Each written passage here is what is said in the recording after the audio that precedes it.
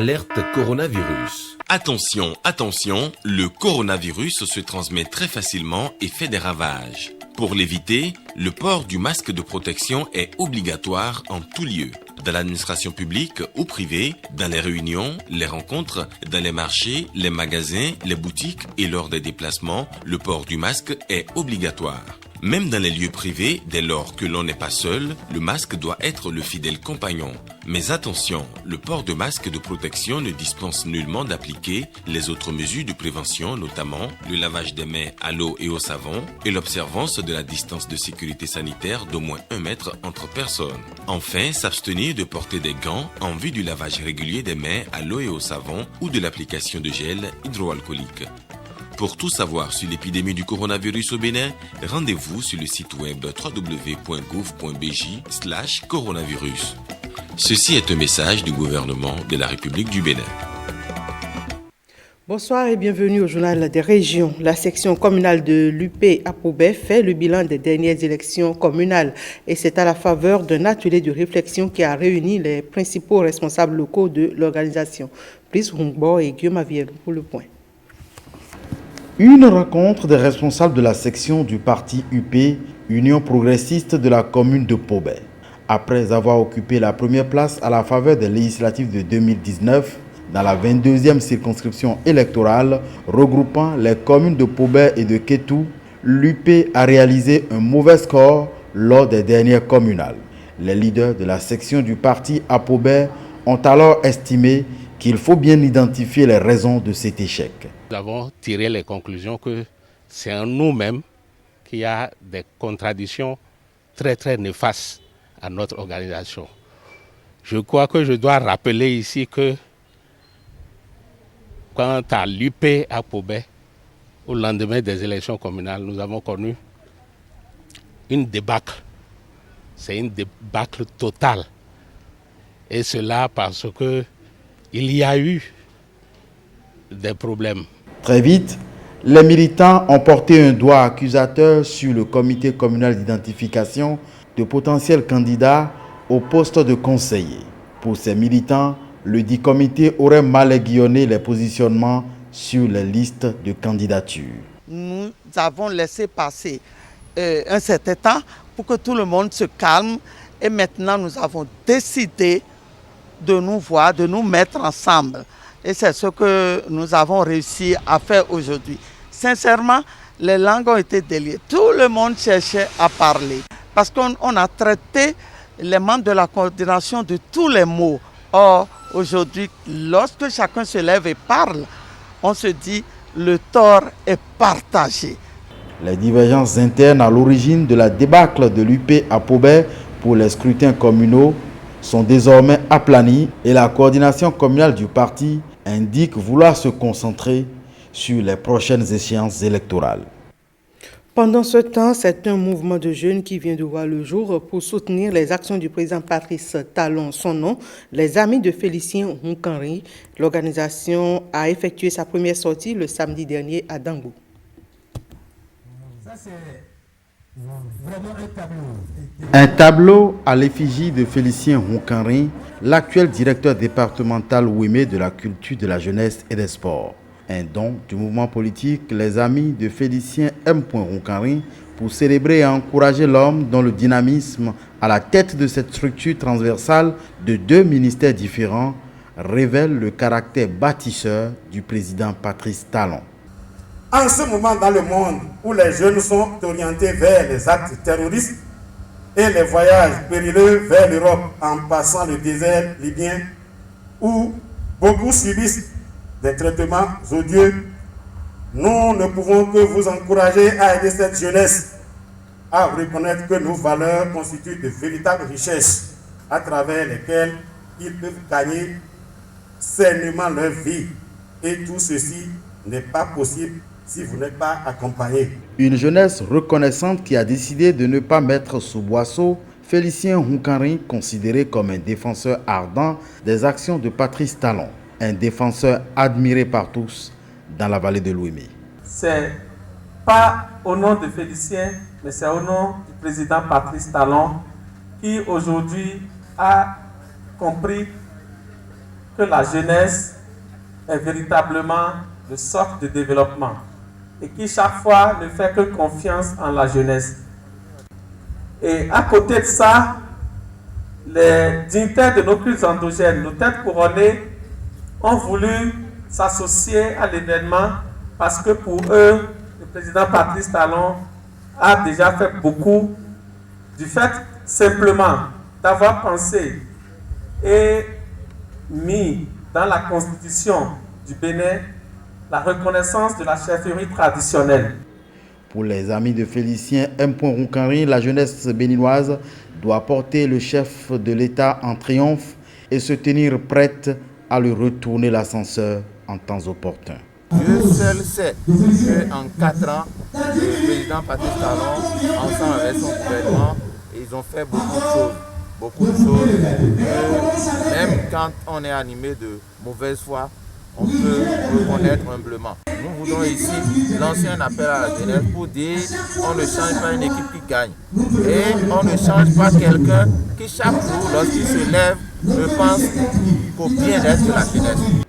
L'organisation, portée sur les fonds baptismaux ce week-end, déclare vouloir s'implanter dans tout le pays et y travaille déjà. Pour une meilleure gestion de la sexualité par les jeunes, l'Alliance Droit et Santé a lancé en cette fin de semaine à Pobet la campagne « Je veux savoir ». La campagne est destinée à promouvoir l'éducation sexuelle au profit de la jeunesse. On retrouve nos reporters Brice Mungbo et Guillaume Avienou. Des jeunes des 5 communes du département du Plateau à Pobet, le chef-lieu du département pour un événement mobilisateur. L'Alliance Droit et Santé Bénin lance officiellement pour le compte du Plateau la campagne de promotion de l'éducation à la santé sexuelle « Je veux savoir ». Une campagne régionale qui a inspiré ses organisateurs au terme d'une formation à Dakar au Sénégal en mars 2018. L'éducation à la santé sexuelle apparaît comme un rempart pour mettre les jeunes à l'abri de nombreux dégâts qui impactent négativement leur vie sexuelle. En effet, l'éducation à la santé sexuelle contribue de manière adéquate à limiter la désinformation et accroître les connaissances sur la santé sexuelle et reproductive. Le choix du département du Plateau pour le lancement de la campagne « Je veux savoir » se justifie. Des études ont montré, selon les organisateurs de la campagne, que les déviances comportementales et le mariage forcé ont pris de l'ampleur au sein de la jeunesse du département. Il est alors important d'intensifier le dialogue parents-enfants, mais aussi d'apporter la vraie information aux jeunes autour d'un sujet souvent tabou, le sexe, pour éviter les conséquences regrettables qu'engendre souvent la désinformation et la sous-information. La situation, elle est alarmante. On a eu très récemment une jeune fille, elle était pratiquement la seule qui a eu le bac, qui était à l'université, qui faisait la fierté de sa communauté, la fierté de ses parents. Mais au détour d'une fête entre amis, elle a été violée et ne pouvant pas parler avec les parents, ne sachant pas qu'elle pouvait peut-être recourir à des moyens d'urgence pour prévenir une grossesse. Et à la fin, elle a été enceinte et la solution qu'elle a trouvée, parce que ne sachant pas à qui parler, elle s'est donné la mort. La campagne « Je veux savoir » prône l'introduction de l'éducation sexuelle et à la santé de la reproduction dans les curricula de formation pour permettre aux jeunes de prendre des décisions responsables. Et on va pour finir dans la cité des Kobourou où a eu lieu 5 ateliers d'animation pour l'épanouissement des détenus de la prison civile de Parakou. L'idée émane de la coalition des ONG Espoir pour tous et PJUD Bénin.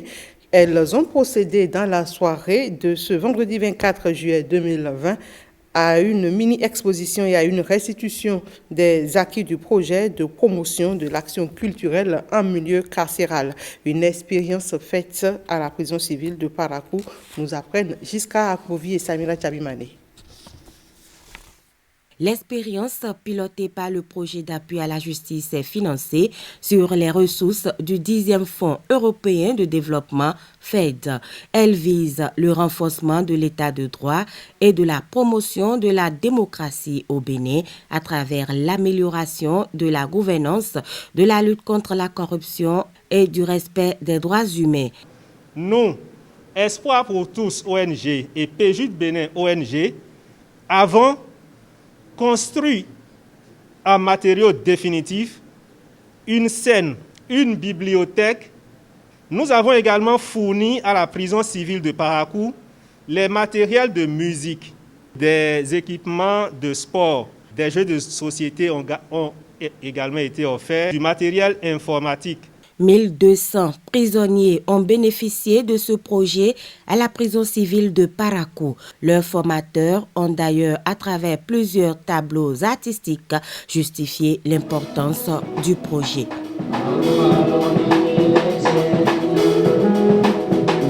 Ces activités proposées couvrent les domaines des arts visuels.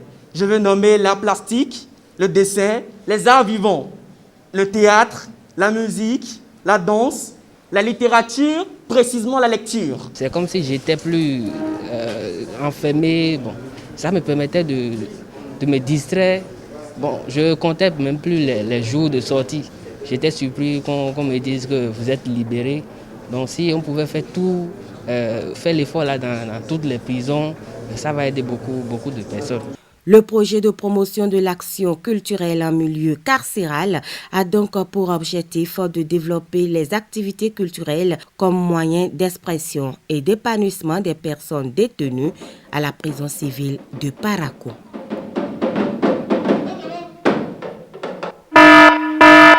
Alerte coronavirus. Attention, attention, le coronavirus se transmet très facilement et fait des ravages. Pour l'éviter, le port du masque de protection est obligatoire en tout lieu. Dans l'administration publique ou privée, dans les réunions, les rencontres, dans les marchés, les magasins, les boutiques et lors des déplacements, le port du masque est obligatoire. Même dans les lieux privés, dès lors que l'on n'est pas seul, le masque doit être le fidèle compagnon. Mais attention, le port de masque de protection ne dispense nullement d'appliquer les autres mesures de prévention, notamment le lavage des mains à l'eau et au savon et l'observance de la distance de sécurité sanitaire d'au moins 1 mètre entre personnes. Enfin, s'abstenir de porter des gants en vue du lavage régulier des mains à l'eau et au savon ou de l'application de gel hydroalcoolique. Pour tout savoir sur l'épidémie du coronavirus au Bénin, rendez-vous sur le site web www.gouv.bj/coronavirus. Ceci est un message du gouvernement de la République du Bénin. Retrouvez ce 19h sur notre plateforme www.wtb.bj. Merci à chacun et à tous.